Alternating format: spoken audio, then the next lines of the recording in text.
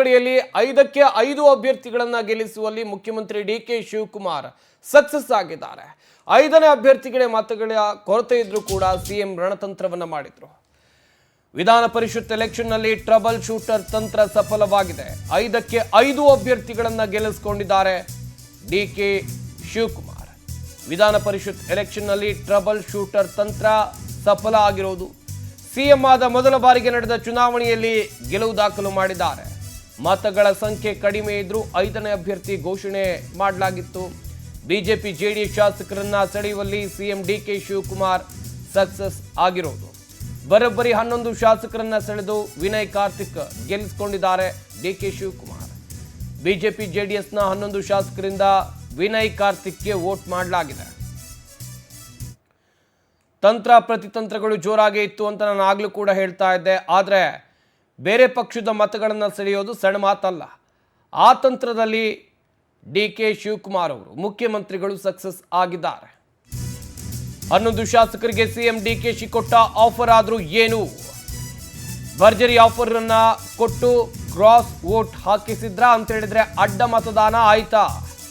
2028 ಚುನಾವಣೆಯಲ್ಲಿ ಟಿಕೆಟ್ ನೀಡುವ ಆಫರ್ ಅನ್ನ ಡಿಕೆ ಶಿವಕುಮಾರ್ ಅವರು ಕೊಟ್ರ. ಕ್ಷೇತ್ರಕ್ಕೆ ಹೆಚ್ಚಿನ ಅನುದಾನ ನೀಡುವ ಭರವಸೆಯನ್ನ ಕೊಟ್ಟಿದ್ರ ಡಿಕೆ ಶಿವಕುಮಾರ್. ಆಫರ್ ನೀಡಿ 11 ಶಾಸಕರನ್ನ ಸೆಳೆದು ಮತವನ್ನ ಹಾಕಿಸಿಕೊಂಡಿದ್ದಾರೆ ಎನ್ನಲಾಗ್ತಾ ಇದೆ.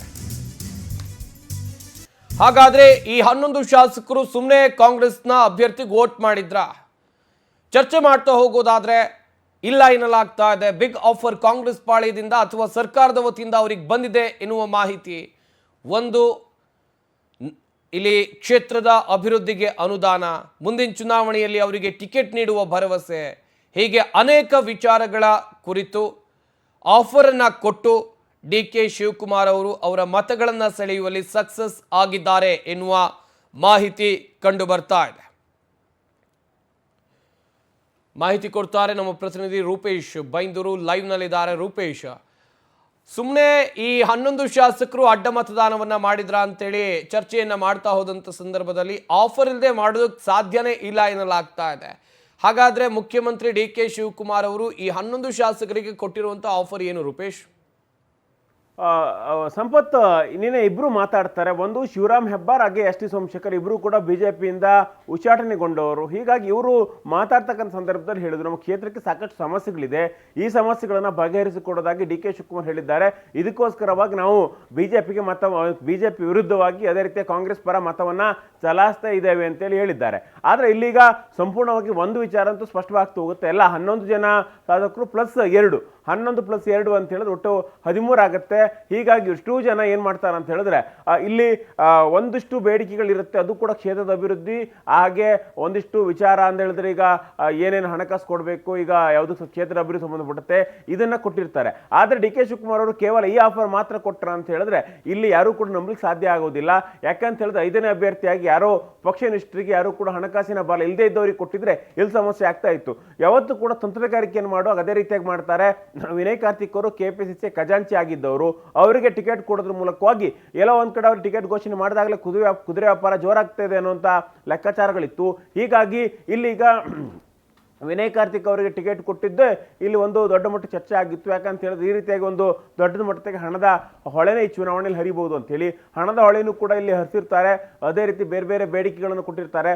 ಹಾಗೆ ಒಂದಿಷ್ಟು ಜನ ಜೆ ಡಿ ಎಸ್ನಲ್ಲಿ ಇರ್ತಕ್ಕಂಥ ಒಂದಿಷ್ಟು ಜನಕ್ಕೆ ಒಂದು ಕ್ಷೇತ್ರದಲ್ಲಿ ಬೇರೆ ಬೇರೆ ಅವರು ಪಕ್ಷದ ವಿರುದ್ಧ ಅಸಮಾಧಾನ ಆಗಿರೋದ್ರಿಂದ ಕ್ಷೇತ್ರದಲ್ಲೂ ಕೂಡ 2ನೇ ಹಂತದ ನಾಯಕತ್ವವನ್ನು ತಯಾರಿ ಮಾಡಲಿಕ್ಕೆ ಕುಮಾರಸ್ವಾಮಿ ಸಿದ್ಧತೆಗಳು ಮಾಡ್ಕೊಂಡಿದ್ರು.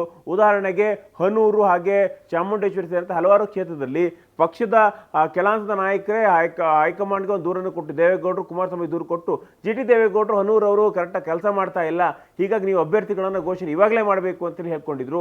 ಅವ್ರ ವಿರುದ್ಧ ಸಮಾವೇಶ ಕೂಡ ಆಗಿತ್ತು.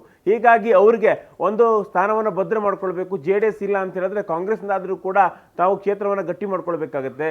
ಈ ಪ್ರಯತ್ನವು ಕೆಲವರಿಗಿತ್ತು. ಅದೇ ರೀತಿ ಕೆಲವೊಂದಿಷ್ಟು ಜನಕ್ಕೆ ಅನುದಾನವೂ ಕೂಡ ಬರ್ತಾ ಇಲ್ಲ, ಏನೂ ಕೂಡ ಬರ್ತಾ ಇಲ್ಲ, ಮುಂದಿನ ಚುನಾವಣೆಗೆ ಹಣಕಾಸನ್ನು ಹೊಂದಿಸೋದು ಹೇಗೆ ಅನ್ನೋಂಥ ಲೆಕ್ಕಾಚಾರಗಳಿತ್ತು. ಇದಕ್ಕೆ ಸಂಬಂಧಪಟ್ಟಂತೆ ಒಂದಿಷ್ಟು ಹಣಕಾಸಿನ ಮ್ಯಾಟ್ರಲ್ಲೂ ಕೂಡ ಈ ಒಂದು ಅಡ್ಡಮತದಾನ ಆಗಿರ್ಬೋದು ಅನ್ನೋ ಲೆಕ್ಕಾಚಾರಗಳು. ಒಟ್ಟಾರೆಯಾಗಿ 11 ಜನ ಅಡ್ಡಮತದಾನ ಮಾಡಿದ್ದಾರೆ. ಇದರಲ್ಲಿ ಬಿಜೆಪಿಯವರೇ ಬಹುತೇಕ ಮಂದಿ ಇರೋದು ನಿಜಕ್ಕೂ ಕೂಡ ಶಾಕಿಂಗ್ ವಿಚಾರ.